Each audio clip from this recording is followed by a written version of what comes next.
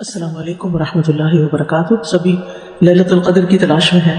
اللہ سبحانہ وتعالیٰ سب کو نصیب کرے اور سب کی دعائیں بھی قبول کرے، عبادات قبول فرمائے۔ من قام لیلۃ القدر ایمانا واحتسابا غفر له ما تقدم من ذنبہ، کہ جو کوئی لیلۃ القدر میں ایمان کے ساتھ اور حصول ثواب کی نیت سے قیام کرے اس کے تمام گناہ بخش دیے جائیں گے۔ تو اس سے کیا پتہ چلتا ہے کہ اصل عبادت لیلۃ القدر کی کیا ہے؟ قیام۔ رات کو کھڑے ہو کر یا اگر کھڑے نہیں ہو پا رہے تو بیٹھ کر زیادہ سے زیادہ نوافل پڑھے جائیں، قیام کیا جائے، قرآن سنا جائے، قرآن پڑھا جائے۔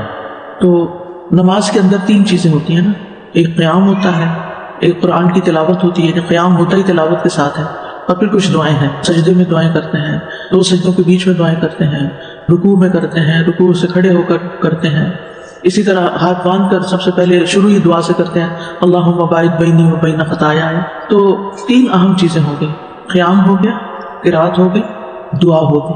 اصل عبادت لیلۃ القدر کی کیا ہے؟ قیام۔ بس ایک لفظ اگر یاد رہے نا، قیام، اور آپ کا سارا فوکس اسی پر ہی ہونا چاہیے کہ ان راتوں میں زیادہ سے زیادہ نوافل ادا کرنے ہیں، اور اس میں بھی تعداد کی زیادتی نہیں مقصود، اصل کیا ہے؟ قیام، کہ دیر تک یکسو ہو کر نماز کی حالت میں عبادت کی جائے۔ اب یہ ہے کہ لیلۃ القدر میں دعا کون سی کی جائے؟ آپ جو چاہیں دعا کریں، لیکن خاص دعا جو ہمیں بتائی گئی ہے اس رات کی مناسبت سے، وہ حضرت عائشہ سے روایت ہے، وہ کہتی ہے کہ اے اللہ کے نبی صلی اللہ علیہ وسلم، یہ بتائیے کہ اگر مجھے شب قدر حاصل ہو جائے تو میں اس میں کیا دعا مانگوں؟ نبی صلی اللہ علیہ وسلم نے فرمایا تم یہ دعا مانگو اللہم انک عفو تحب العفو فاعف عنی، اے اللہ تو خوب معاف کرنے والا ہے، معاف کرنے کو پسند کرتا ہے، یعنی خود بھی معاف کرتا ہے بہت زیادہ، اور بندوں سے بھی کیا پسند کرتا ہے کہ وہ ایک دوسرے کو معاف کر دیں، لہٰذا مجھے معاف کر دے۔ تو اس میں آپ دیکھیے کہ اگر ہم چاہتے ہیں کہ ان راتوں میں ہماری معافی ہو جائے تو ہمیں بھی اپنے دل سے دوسروں کو معاف کر دینا چاہیے۔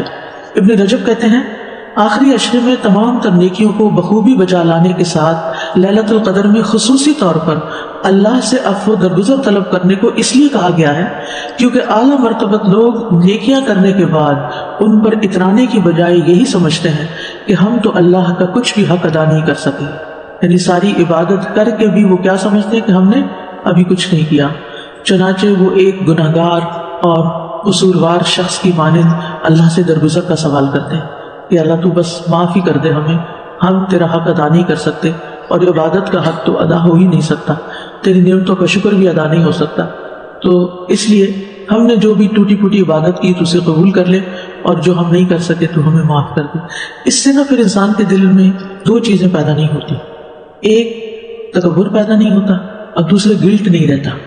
ہم میں سے بہت سے لوگ بہت کچھ کرنے کے بعد بھی نا اندر سے شرمندہ ہوتے ہیں، یعنی کم از کم میں تو بہت ہی شرمندہ ہوں کہ اللہ جو کرنا چاہیے وہ کر نہیں پاتی، وہ ہو نہیں رہا، ہو بھی نہیں سکتا، یعنی دل تو کیا چاہتا ہے بہت کچھ کرے، لیکن عملاً رات گزر جاتی ہے پتہ نہیں چلتا، کچھ بھی نہیں ہو پاتا، تو پھر دل میں نا ایک عجیب سی تکلیف ہوتی ہے کہ یا اللہ حق ادا نہیں ہو تو ہمیں معافی کر دے۔